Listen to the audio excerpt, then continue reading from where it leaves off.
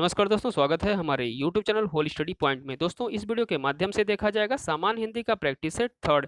इसके पहले जो है आप 2 वीडियो अपलोड हो चुकी है सामान्य हिंदी से संबंधित, प्रैक्टिस सेट 1 और प्रैक्टिस सेट 2। यदि आपने दोनों प्रैक्टिस सेट को नहीं देखा है तो नीचे डिस्क्रिप्शन बॉक्स में लिंक प्रोवाइड करवा दिया जाएगा, वहां से आप विजिट करके प्रैक्टिस सेट 1 और 2 को भी देख पाएंगे सामान्य हिंदी से संबंधित।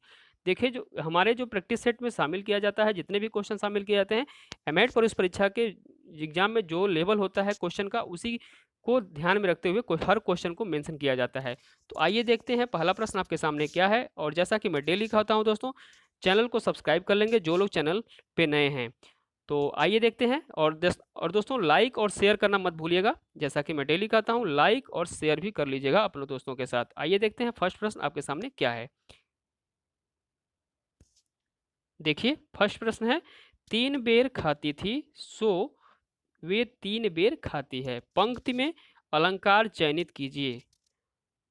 अनुप्रास अलंकार, श्लेष अलंकार, अनियोक्ति अलंकार और डी विकल्प है यमक अलंकार। तो दोस्तों, इसका सही उत्तर क्या हो जाएगा? विकल्प डी यमक अलंकार। क्या होगा? यमक अलंकार। देखिए, यहाँ पर बेर शब्द 2 बार आया है और दोनों का अर्थ अलग अलग होता है। एक बेर का अर्थ होता है फल, जो एक बैर होता है जो कि एक फल की श्रेणी में आता है, और एक बैर मीन्स होता है बेला।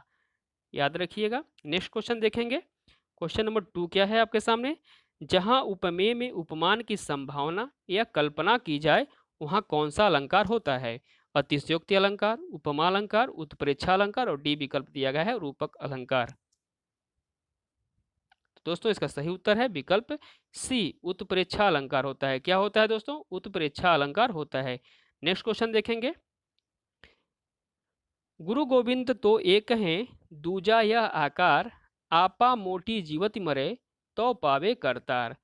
उपर्युक्त दोहे में किस रस का परिपाक हुआ है? श्रृंगार रस, करुण रस, अद्भुत रस और डी विकल्प दिया गया है शांत रस। तो दोस्तों, इसका सही उत्तर होगा विकल्प डी, शांत रस है। इस जो भी ऊपर दोहा दिया गया है उसमें कौन सा रस है? तो शांत रस है। नेक्स्ट क्वेश्चन देखेंगे। किस रस का अस्थाई भाव रति है? रति पूछा जा रहा है, किसका अस्थाई भाव है? भक्ति का, श्रृंगार का, दोनों का और डी है दोनों का नहीं। तो दोस्तों, इसका सही उत्तर है विकल्प सी, दोनों का जो है अस्थाई भाव क्या है? रति है। श्रृंगार का भी अस्थाई भाव रति होता है, भक्ति का भी क्या होता है? रति होता है। याद रखिएगा। नेक्स्ट क्वेश्चन देखेंगे क्या है दोस्तों। पंचौटी शब्द में समास होगा। तो पंचौटी में पूछा जा रहा है क्या समास है, कौन सा समास है? बहुव्रीहि, कर्मधारय, द्वंद्व समास और द्विगु समास। तो दोस्तों, इसका सही उत्तर है विकल्प डी, द्विगु समास। पंचौटी का देखिए समास विग्रह करते हैं तो क्या होता है? 5 वट वृक्षों का समूह क्या कहलाता है? पंचौटी कहलाता है। नेक्स्ट क्वेश्चन देखेंगे क्या है। इनमें से कौन सा शब्द द्विगु समास है? द्विगु समास पूछा जा रहा है। भुजदंड, माखन चोर, पंचशील और डी दिया गया है चतुर्भुज। तो दोस्तों, इसका सही उत्तर है विकल्प सी, पंचशील क्या है? द्विगु समास है। और द्विगु समास का समास विग्रह करेंगे तो 5 शील गुणों का समूह क्या कहलाता है? पंचशील कहलाता है। बात करते हैं विकल्प डी की, चतुर्भुज की। तो दोस्तों, चतुर्भुज जो है, 4 हैं भुजाएं जिसकी वह अर्थात विष्णु। यदि हम इसका समास विग्रह करेंगे तो 4 हैं भुजाएं जिसकी वह अर्थात विष्णु, इस तरह से देखा जाएगा तो ये बहुव्रीहि होगा। आइए बात करते हैं विकल्प बी की, माखन चोर की। माखन चोर क्या है? तो दोस्तों, माखन को चुराने वाला अर्थात कृष्ण। तो यह तो क्या होगा? बहुव्रीहि समास होगा। भुज दंड की बात करते हैं दोस्तों, विकल्प ए की। भुजा रूपी दंड क्या कहलाएगा? कर्मधारय कहलाएगा। भुजा रूपी दंड कर्मधारय। याद रखिएगा। नेक्स्ट क्वेश्चन देखेंगे। निम्नलिखित में से जो शब्द सौंदर्य का पर्यायवाची नहीं है उसे चयनित कीजिए। सौंदर्य का पर्यायवाची शब्द कौन सा नहीं है? सुषमा, शोभा, सुंदरता और डी है रमणी। तो दोस्तों, इसका सही उत्तर क्या होगा? विकल्प डी, रमणी। रमणी जो है सौंदर्य का पर्यायवाची नहीं है, जबकि सुषमा, शोभा, सुंदरता ये तीनों जो हैं सौंदर्य की पर्यायवाची हैं। याद रखिएगा दोस्तों। नेक्स्ट क्वेश्चन देखेंगे। निम्नलिखित विकल्पों में से एक शब्द नदी का पर्यायवाची नहीं है, उसे चयनित कीजिए। नदी का पर्यायवाची कौन नहीं है? तरिंगड़ी, तटिनी, तरिणी और डी विकल्प है सरिता। तो सरिता सबको पता है दोस्तों, नदी का पर्यायवाची होता है। इसका सही उत्तर होगा विकल्प सी, तरिणी जो है नदी का पर्यायवाची नहीं है। तरिणी किसकी पर्यायवाची है? तरणी जो है नाव की पर्यायवाची है, याद रखिएगा। नेक्स्ट क्वेश्चन देखेंगे। वृद्ध का विलोम शब्द है, तो वृद्ध का विलोम शब्द पूछा जा रहा है आलोक, तरुण, मनोज, पंकज। तो दोस्तों वृद्ध का विलोम शब्द होता है विकल्प बी तरुण। क्या होता है दोस्तों? वृद्ध का विलोम शब्द होता है तरुण, याद रखिएगा। नेक्स्ट क्वेश्चन देखेंगे। इनमें से कौन सा शब्द शुक्ल का विलोम है? तो शुक्ल का विलोम पूछा जा रहा है असित, काला, कृष्ण, श्यामल। तो दोस्तों शुक्ल का विलोम शब्द है कृष्ण। क्या होता है दोस्तों? कृष्ण जो होता है विलोम शब्द होता है शुक्ल का। नेक्स्ट क्वेश्चन देखेंगे। पलंग का तत्सम रूप है, पलंग का तत्सम रूप क्या होगा? प्लवंग, परमंग, पलंग और पर्यंक। तो दोस्तों इसका सही उत्तर है विकल्प डी, पर्यंक जो है पलंग का तत्सम रूप होता है। नेक्स्ट क्वेश्चन देखेंगे। कपड़ा शब्द किस श्रेणी का शब्द है? तो कपड़ा कौन से शब्द श्रेणी में आता है? तत्सम में, तद्भव, देशज या विदेशज? तो दोस्तों इसका सही उत्तर है विकल्प बी, तद्भव में आता है। किस में आता है? तद्भव की श्रेणी में आता है कपड़ा। नेक्स्ट क्वेश्चन देखेंगे। देखिए दोस्तों क्या है, अनअधिकृत शब्द का संधि विग्रह होगा। तो अनअधिकृत का शब्द विग्रह पूछा जा रहा है। तो अन धन अधिकृत, अन्न धन अधिकृत, अन्य धन अधिकृत और डी विकल्प दिया गया है अनधि धन कृत। तो दोस्तों इसका सही उत्तर क्या होगा? विकल्प बी, अन्न धन अधिकृत जो है अनअधिकृत का संधि विग्रह होगा। और कौन सी संधि होगी? तो यहाँ पे जो है व्यंजन संधि होगी। कौन सी संधि होगी दोस्तों? व्यंजन संधि। नेक्स्ट क्वेश्चन देखेंगे।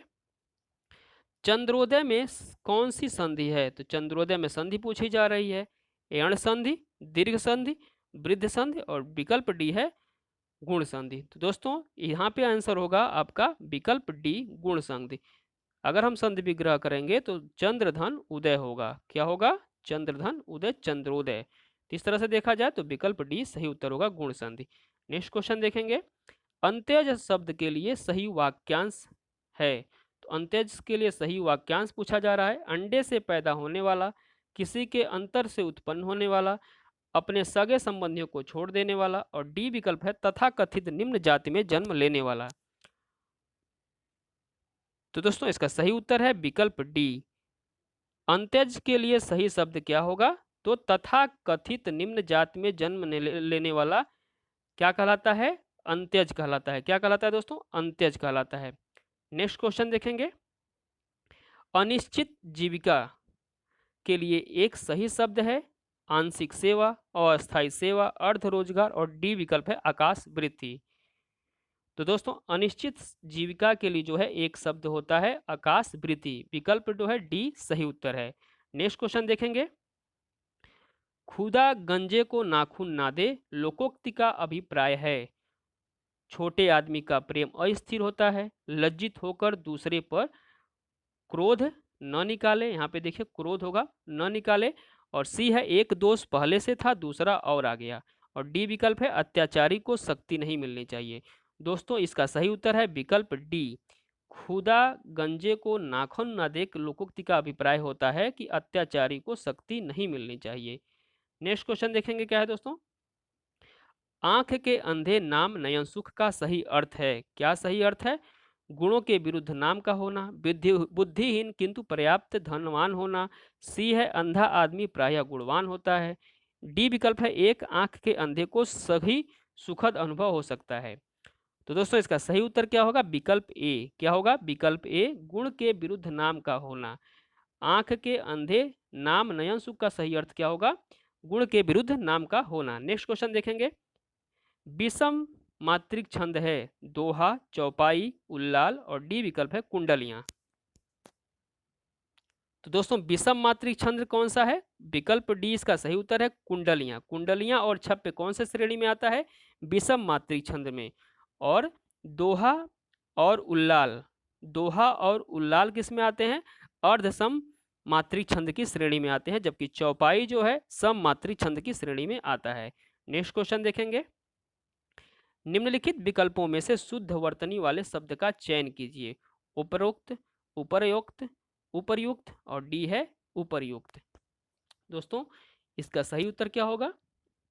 इसका सही उत्तर होगा विकल्प डी उपर्युक्त। याद रखिएगा दोस्तों, कंफ्यूजन होता है इसमें। उपर्युक्त जो है सही उत्तर होता है, और देखिए उपरोक्त भी गलत है। याद रखिएगा उपर्युक्त। नेक्स्ट क्वेश्चन देखेंगे, क्वेश्चन नंबर 21 क्या है? हवा में हस्ताक्षर काव्य रचना किसकी है? तो हवा में हस्ताक्षर पूछा जा रहा है, किसकी रचना है? उदय प्रकाश की, अमरकांत की, कैलाश वाजपेयी की, और डी है सुमित्रा नंदन पंत की। तो दोस्तों हवा में हस्ताक्षर एक काव्य रचना है, किसकी? कैलाश वाजपेयी की। कैलाश वाजपेयी की यह रचना है हवा में हस्ताक्षर। याद रखिएगा। नेक्स्ट क्वेश्चन देखेंगे, चित्रलेखा उपन्यास किसके द्वारा लिखा गया है? चित्रलेखा उपन्यास पूछा जा रहा है, किसके द्वारा लिखा गया है? इसका सही उत्तर क्या होगा? बी भगवती चरण वर्मा जी ने लिखा है चित्रलेखा उपन्यास। नेक्स्ट क्वेश्चन देखेंगे, हिंदी साहित्य में आदिकाल को किसने बीज वपन काल कहा है? किसने कहा है हिंदी साहित्य में आदिकाल को बीज वपन काल? महावीर प्रसाद द्विवेदी ने, राहुल साकृत्यायन, हजारी प्रसाद द्विवेदी, और डी है मिश्र बंधु। तो दोस्तों इसका सही उत्तर है महावीर प्रसाद द्विवेदी जी ने कहा है आदिकाल को बीज वपन काल। नेक्स्ट क्वेश्चन देखेंगे, तद्भव नामक पत्रिका कहाँ से प्रकाशित होती है? दिल्ली, लखनऊ, गोरखपुर, और डी विकल्प दिया है इलाहाबाद। दोस्तों तद्भव नामक पत्रिका प्रकाशित होती है, विकल्प बी दिया गया है बी लखनऊ से, और इसके संपादक कौन है? अखिलेश। याद रखिएगा अखिलेश इसके संपादक हैं तद्भव पत्रिका के, और प्रकाशित होती है लखनऊ से। नेक्स्ट क्वेश्चन देखेंगे, हालावाद हालावाद के प्रवर्तक कौन हैं? जयशंकर प्रसाद, हरिवंश राय बच्चन, और सी है ओमकार नाथ त्रिपाठी, और डी है अज्ञेय। इंपॉर्टेंट क्वेश्चन है दोस्तों। हालावाद के प्रवर्तक जो हैं हरिवंश राय बच्चन जी हैं। कौन है दोस्तों? हरिवंश राय बच्चन जी प्रवर्तक हैं हालावाद के। दोस्तों ये था 25 क्वेश्चन हिंदी का प्रैक्टिस सेट थर्ड। मिलते हैं नेक्स्ट वीडियो में, तब तक के लिए नमस्कार, जय हिंद।